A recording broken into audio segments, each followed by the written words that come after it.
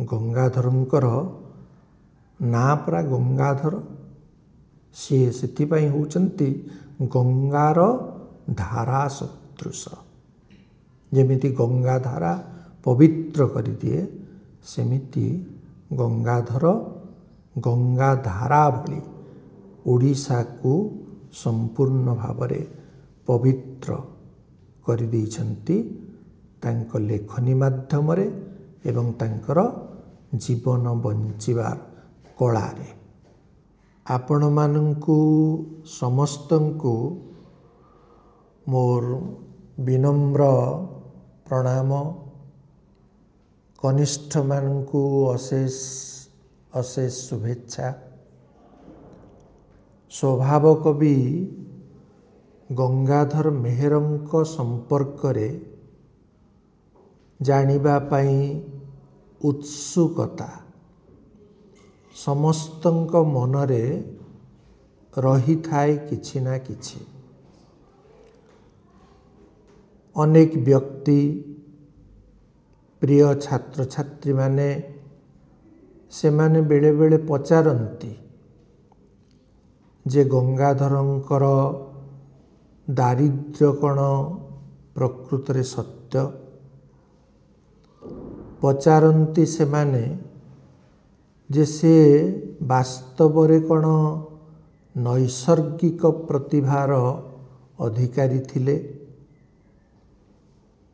से भली पचारंती तपस्विनी रे जेउ ज्योतिर्मयी देवींकर परिकल्पना से करिसंती सेईटा भी कौन तांक जीवन रे घटी थिबा एक अलौकिक अनुभूति एमिति नाना प्रकार प्रश्न आउ छोट छोट प्रश्न भी जेमिति तांक बापांक ना कौन तांक मांक ना कौन ए सबु कथा पुस्तक रे लिपिबद्ध होई रहिछि। तेबे जे हेतु मु कविंक परिवार रे जन्म लाभ करिवार सौभाग्य पाइछि से दृष्टिरु तांकर जीवनालोक उपरे एक वक्तव्य प्रस्तुत करिबा समस्तंक पाई स्पृहणीय हब वांछनीय हेब बोली मने करिछि। आमे समस्ते जानू जे तांकर जन्म होइथिला श्रावण पूर्णिमा दिन 1862 मसीहा अगस्ट 9 तारीख रे। एते सुंदर दिन श्रावण पूर्णिमा जे अधिकांश लोक तारीख अनुसारे तांकर जयंती पालन करंती नाही। श्रावण पूर्णिमा तिथिटी ही हेउछि विख्यात। सेथिपाई सेई तिथि रे सर्वत्र ओडिशार सर्वत्र तांकर जयंती पालन करा जाए। आपण माने एबे देखिबे गूगल रे भी जदि गोटे सर्च करदेबे जे काहार जयंती क्यों कविंक जयंती ओडिशा रे सर्वाधिक पालन करा जाउछि उत्तरटी मिलिबो ताहा हेला गंगाधर जयंती। गंगाधर तांको बाल्यकाल रे वास्तविक दारिद्र्य भितरे बढ़िछंती। सार्ट कनाटीए भी नथिला, सार्ट खंडे भी नथिला पिंधिकिरी जीवाकू स्कूल को बही पत्र मध्य मागी आनिबाकू पड़ुथिला। से समय रे पंचम श्रेणी पर्यंत पढ़िबा बेले मात्र 2 टंकार बही से किनिथिले। अन्य जो बही गुड़िक दरकार पड़े से ताकू मागी आणती शिक्षक मानक ठारू सहपाठी मानक ठारू एवं ताकू जत्नर सहित पढ़ती आउ जत्नर सहित फेराई दियंती। आजिकाली आमे जेमिति देखु अनेक समय बहुत बड़ बड़ लोक मध्य से माने बही नेले आउ तांकर फेराइबा को मने पड़े नाही। आउ जदि फेरस्त करिवे जे अवस्था बहीटी नहीं थिले से अवस्था आउ फेरी आसे नाही, विपर्यस्त हो जाई थाए तार पृष्ठा सब। तेणु आमको भारी सेटा आहत करे। गंगाधर किंतु तांकर छोट बेलू एई प्रकारर जत्नशीलता प्रकाश करिसेंती। बही को सुंदर भाव में रखिबे एवं पुणी फेरस्त करिवे। अनेक महापुरुषों जीवन में देखा जाए से माने छोट बेले भारी अमानिया थांती, दुष्ट प्रकृतिर थांती, अशांत थांती। आ बड़ हवा परे से मानकर गोटाए परिवर्तन आसे, शांत शिष्ट सुधीर सुशील हो जाती। गंगाधर क्षेत्र में किंतु स्वतंत्र, से छोट बेलू ही सेमिति धीर प्रकृतिर थिले। छोट बेलू ही नम्रता तांकु घेरी रही थिला। सूर्योदय हेले से पितामहंक सहित जाउथिले छोट नई जहाको जोर बोली कहा जाए सेठी गाधेइबा पाई।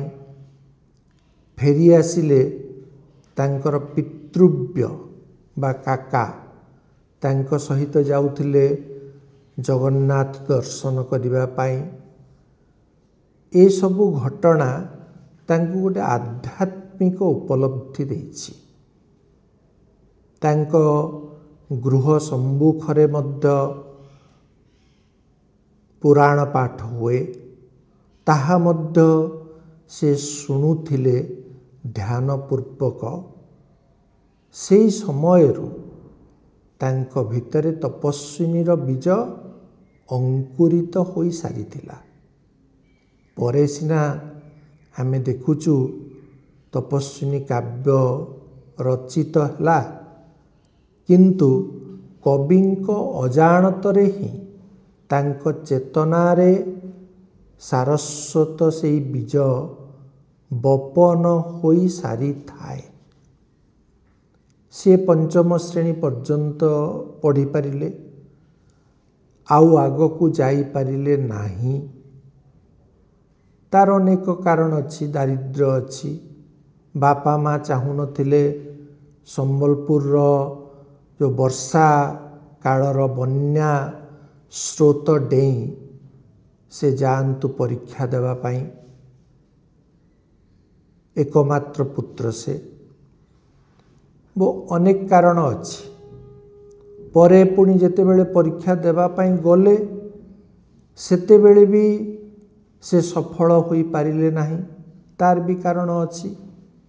कारण प्रश्न गुड़िक चिन्हा जाई पारु नथिला, लिथु होइथिला जो कागज रे।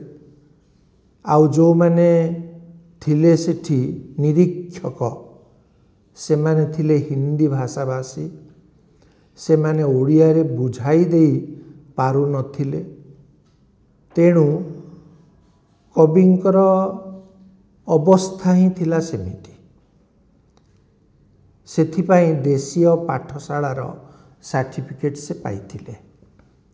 तेबे जहा हो जे कौनसी कवि बा लेखकों को जेतेबेले आमे विचार करू सेतेबेले तांकर आनुष्ठानिक शिक्षा संपर्क रे केबे हेले कौनसी मानदंड आमे तैयारी करि परिबा नाही। कालिदास केते पढ़िथिले, भवभूति केते पढ़िथिले, महर्षि वाल्मीकि को अनुष्ठान रे पढ़िथिले, सारला दास केमिति कवित्व शक्ति पाइले ए सबु कथा किए बा जानी नाहंती समस्ते जानिछंती। सेथिपाई जो माने होउछंती ऐश्वरिक प्रतिभा संपन्न, जो माने सरस्वतींकर होउछंती महान वरदान, तांकु कौनसी अनुष्ठान गठन करिपारे नाही। सेमानंको भितरे स्वतः संचारित हुए से कवित्व, स्वतः उद्वेलित हुए तांकर हृदय महाशक्तिंकर महान स्पर्शरे। किए गोतु ज्योतिर्मयी शुद्ध शुभ्र बेशा, इंद्रनील द्युतिजित मनोहर केशा। तपस्विनी जो गंगाधर कहउचंती, बहुत पंडित व्यक्ति पचारती ए ज्योतिर्मयी किए? अधिकांश समालोचक यही मतरे पहुँचिले जे से होउचंती वाग्देवी सरस्वती। किंतु जड़े विशिष्ट साहित्य समालोचक आमर कहिले ना, से वाग्देवी सरस्वती नुहंती, से होउचंती माने माया देवी। सेमिति आउ जड़े कहिले जे से होउचंती स्वयं सीता। आमे से सबु मने पकेइबा बेलकु मु भाबुची तांको गृहर थिले इष्ट देवी माँ मंगला। माँ मंगला कहीं हुई नथिबे? ग्राम देवी होउचंती माँ समलेश्वरी। समलेश्वरींकर वर्णना कला बेले मध्य गंगाधर कहउचंती जे तू होउछु सरस्वती। जेमिति सारला दास सारलांक वर्णना बेले कहउचंती से वाग्देवी, सेमिति समलेश्वरी मध्य वाग्देवी। तेणु एटा किए एमिति प्रश्न पचारिबार विशेष कौनसी अर्थ अच्छी बोली मु मने करे नाही। कारण से माँ मंगला हुंतु, से समलेश्वरी हुंतु, से वाग्देवी सरस्वती हुंतु, जे केही हुंतु, से समस्ते होचंती गोटिए शक्ति विभिन्न नाम। सेथिपाई गंगाधरंकु जे एक अलौकिक शक्ति प्रेरणा देइछि काव्य कविता रचना करिबा पाई, ए कथा को आमे केबे हेले भूली परिबा नाही। रचना कले से रसरत्नाकर प्रथमे, तापरे लिखिले इंदुमती।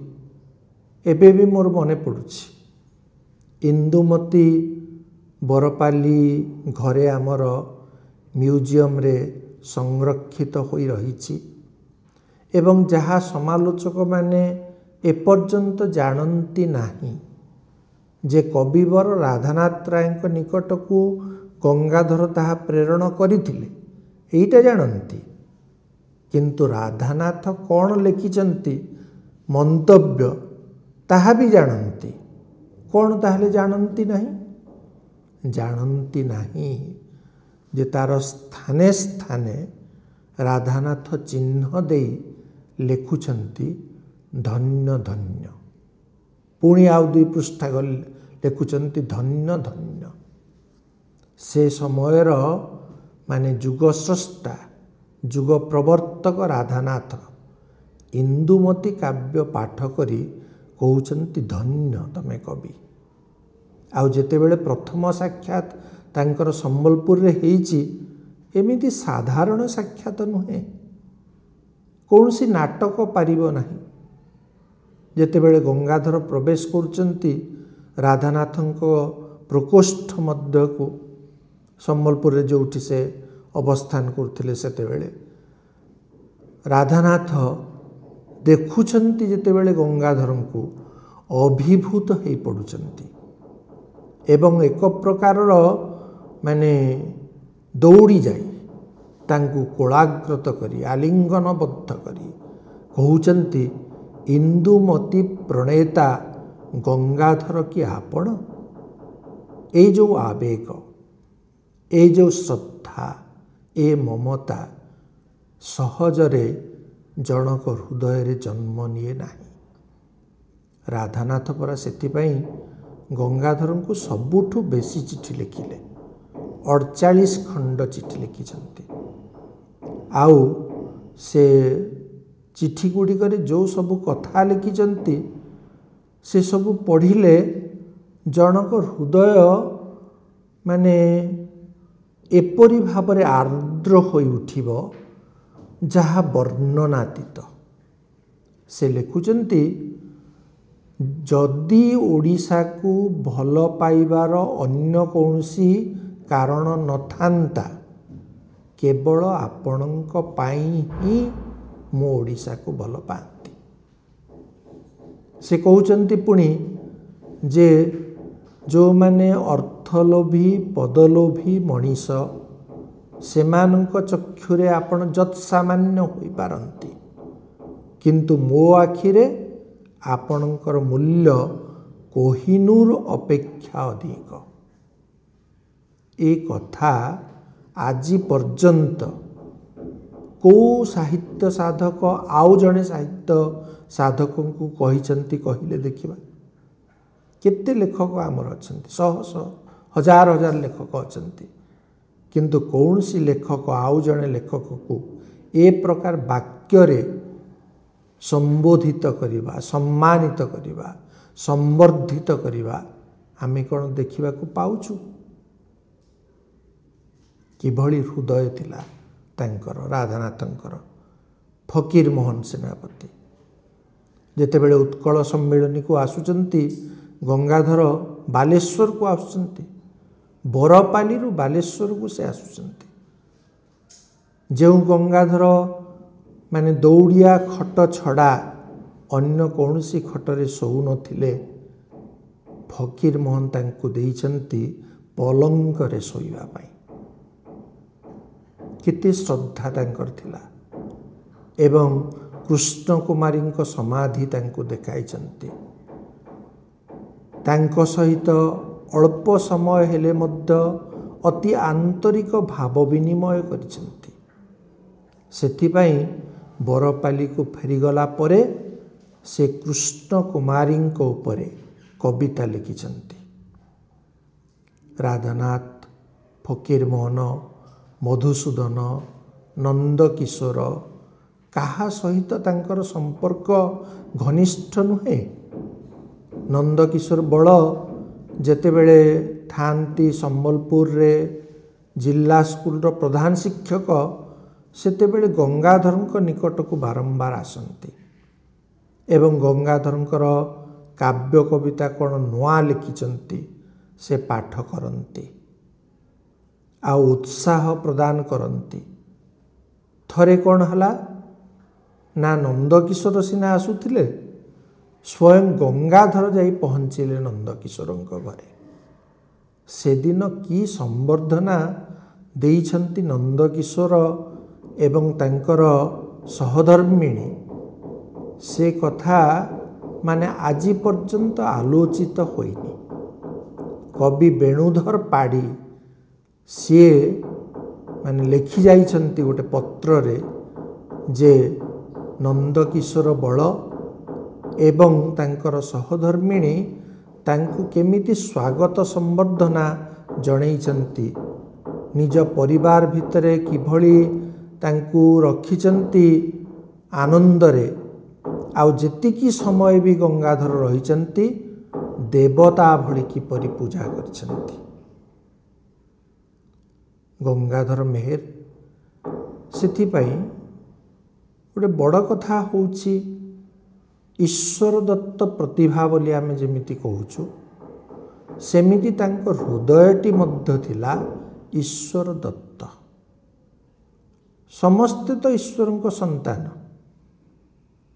मात्र समस्ते ईश्वरଙ୍କର संतान बोली ए कथा भाबी पारंती नाही।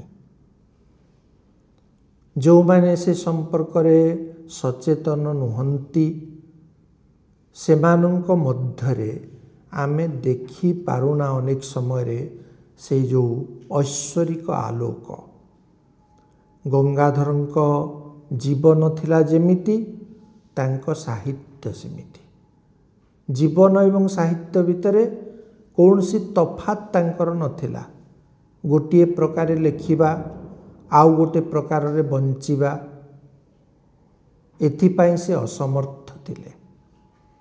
जड़े विशिष्ट दार्शनिक स्पिनोजा तांकर ना से कहिचंती जे जेउ दार्शनिकर जीवन और दर्शन अलगा अलगा तांको दर्शन बुझिबा पाई मु अक्षम। आमे तो देखुचु बहुत लेखक गोटे प्रकार बंचंती गोटे प्रकार लेखंती। गंगाधरंकर से प्रकार माने विविध व्यक्तित्व सब नथिला जहा थिला तांकर हृदयर अनुभव ताकू ही से प्रकाश करुथिले जहा प्रकाश करुथिले ठीक से ही भली भावरे जीवन निर्वाह करुथिले।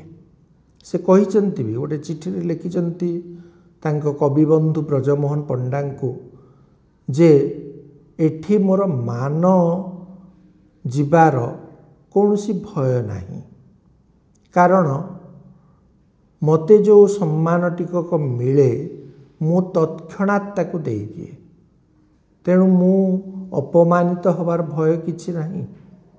साधुता रक्षा होछि मो जीवनर एकमात्र लक्ष्य।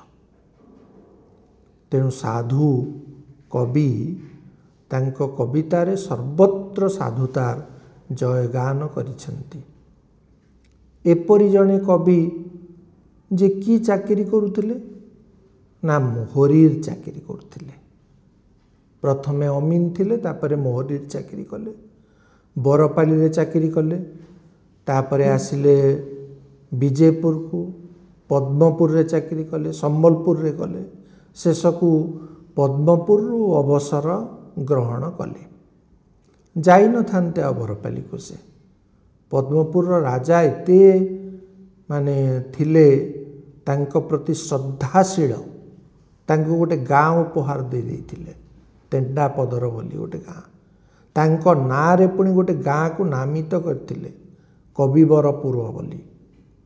से दुई गाँ को मु तो तेंडा पदर को बहुत थर जाइछि कविवरपुर को मध्य थरे जाइछि एवं देखे कविवरपुर रे कौन देखिली जाई देखिली गोटे आश्चर्यजनक कथा कौन ना तांको माने से गाँर मुख्य मुख्य लोक माने से माने कहिले जे गंगाधरंकर नैतिक प्रभाव आम गाँव एतिकी पड़िछि जे ए पर्यंत गोटिए मध्य घटना पुलिस स्टेशन को किंबा कचेरी को जाई नाही।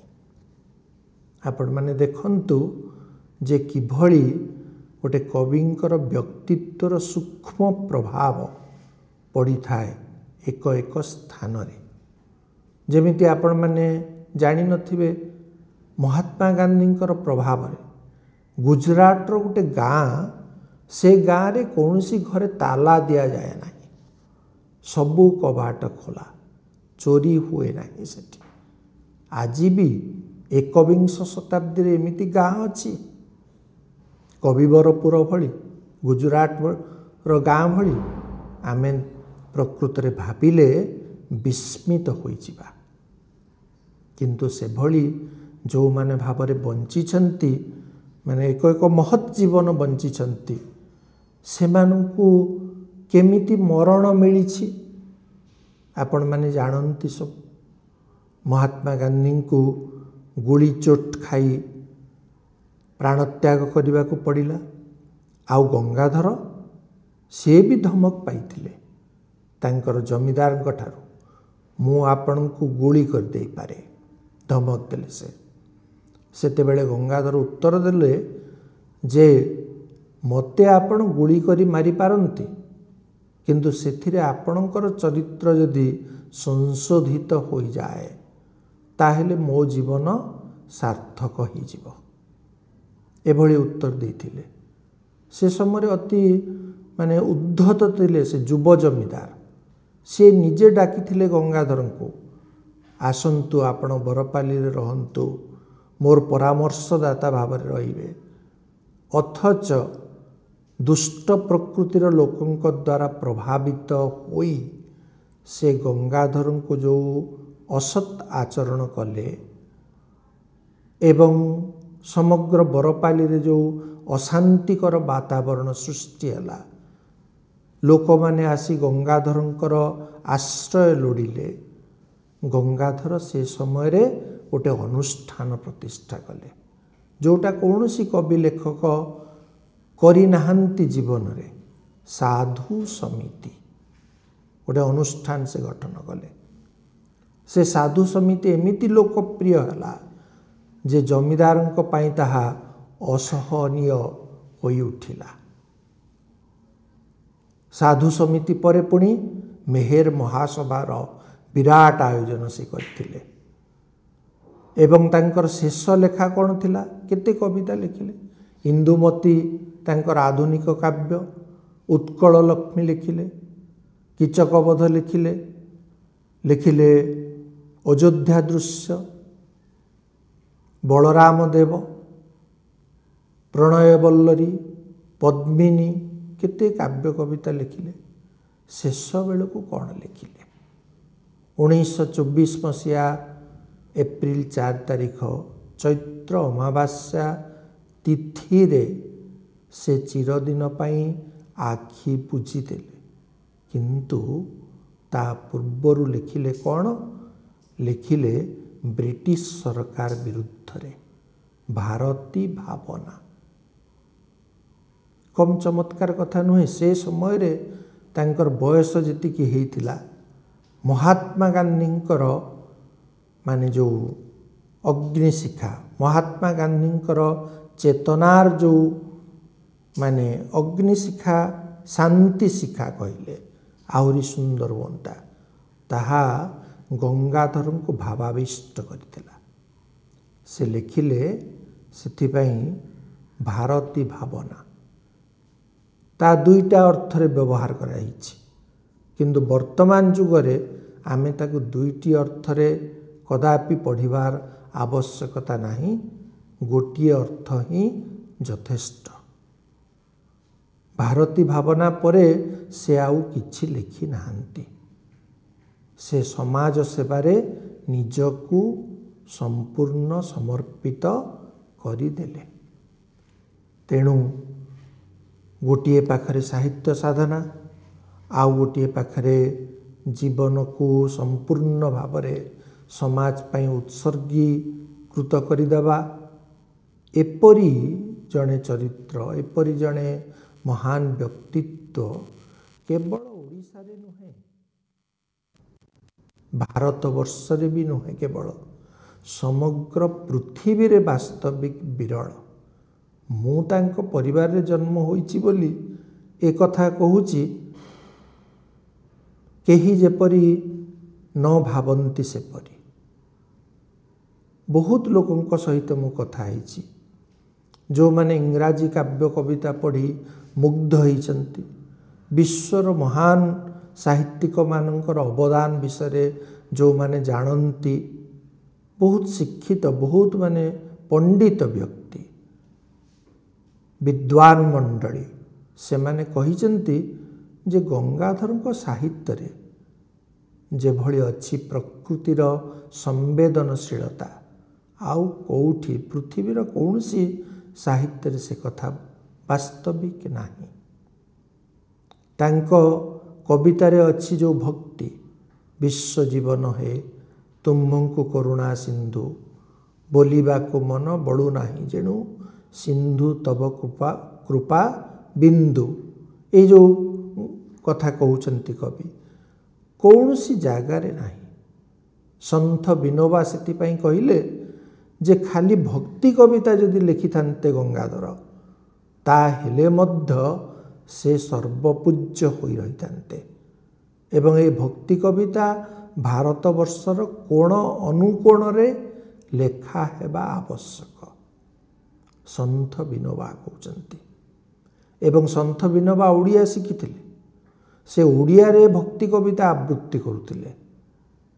ଗଙ୍ଗାଧର ମେହେର ମହାବିଦ୍ୟାଳୟକୁ ଆସିଛନ୍ତି, ବରପାଲିକୁ ଆସିଛନ୍ତି, କବିଙ୍କ ପ୍ରତିମୂର୍ତ୍ତିରେ ପୁଷ୍ପାଞ୍ଜଳି ଦେଇଛନ୍ତି, ପୁଷ୍ପ ମାଲ୍ୟାର୍ପଣ କରିଛନ୍ତି ଏବଂ ଆବୃତ୍ତି କରି କବିତା ସମସ୍ତଙ୍କୁ ମୁଗ୍ଧ, ଚକିତ, ସ୍ତବ୍ଧ କରିଦେଇଛନ୍ତି। ମହାତ୍ମା ଗାନ୍ଧୀ ଯଦି ଜାଣିଥାନ୍ତେ ସେ ତ କୋଳାଗ୍ରତ କରି ପକାଇଥାନ୍ତେ। ରବୀନ୍ଦ୍ରନାଥଙ୍କୁ ଯେମିତି ଗାନ୍ଧୀ ଖୁବ୍ ଭଲ ପାଉଥିଲେ, ଠିକ୍ ସେମିତି ଯଦି ଗଙ୍ଗାଧରଙ୍କର ଯୋଗାଯୋଗ ହୋଇଥାନ୍ତା, କି ଚମତ୍କାର କଥା ହୋଇଥାନ୍ତା। ଆପଣମାନେ ଭାବନ୍ତୁ, ମୁଁ ଅନେକ ସମୟରେ ଭାବେ 1861 ମସିହାରେ ରବୀନ୍ଦ୍ରନାଥଙ୍କର ଜନ୍ମ, 1862 ମସିହାରେ ଗଙ୍ଗାଧରଙ୍କ ଜନ୍ମ, 1863 ମସିହାରେ ବିବେକାନନ୍ଦଙ୍କର ଜନ୍ମ। ଏମାନେ ଜାଣନ୍ତିନି, ମାନେ ଗଙ୍ଗାଧର ଜାଣନ୍ତିନି, ପରସ୍ପରକୁ ଜାଣିବାର ସୁଯୋଗ ପାଇନାହାନ୍ତି। କିନ୍ତୁ ଗଙ୍ଗାଧରଙ୍କ ବାଣୀରେ, ଗଙ୍ଗାଧରଙ୍କ କାବ୍ୟ କବିତା ଭିତରେ କ'ଣ ବିବେକାନନ୍ଦ ନାହାନ୍ତି?